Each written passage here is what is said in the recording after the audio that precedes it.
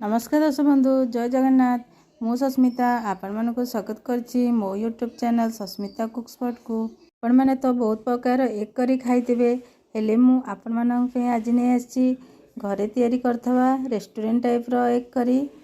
मो video T भल लागिले like करिवे शेयर करिवे और कमेंट माध्यम रे निश्चय जणेबे। आसंतु वीडियो टी स्टार्ट करनबा। एक करी पे मु नेछि प्रथमे सिझाइतवा 8टी अंडा 3टी कटा प्याज 1 इंच अदा गोटे कोला रसुण और 2टी कटा टमाटर खंडे दालचीनी और 2टी गुजराती। प्रथमे आमे अंडाटा को भल भाव टिके कट लगे नबा। अंडाटी कट लगे देले भाजिला को फुटिवार संभावना न थाए। देखंतु एबोली भाव आमे टिके अंडा को कट लगे नबा। आसंतु एबे मसलाटी आमे रेडी करनबा। प्रथमे कड़ाई बसे 2 चामच तेल नै जिबा। तेल गरम होला परे कटा हेता पियाज को भल भाव फ्राए करनबा। देखंतु ए भली भाव आमे पियाज को फ्राए करनबा। देखंतु पियाज फ्राए हो जाइछि।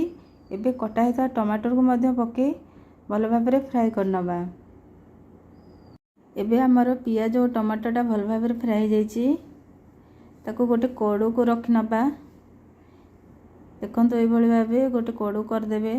सेतिर जो तेल बाहरुची रसुण और अदा को मिसेकी भल भाव फ्राए करनेबे। 1 मिनिट पे भल भाव फ्राए करनेबे।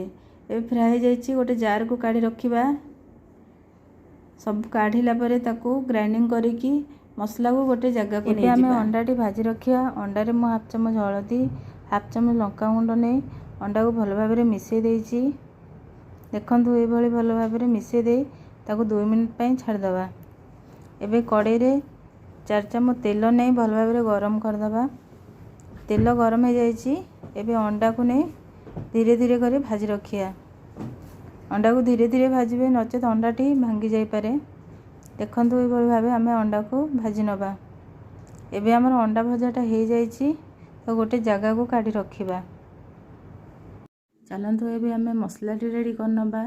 सेति पय मु नै 2 चम्मच तेल कड़ाई आगर किसी तेल थिला सेति पे मु 2 चम्मच तेल नेछि। एबे मसला टी पके हमें भल भाव मसला को कसी नबा।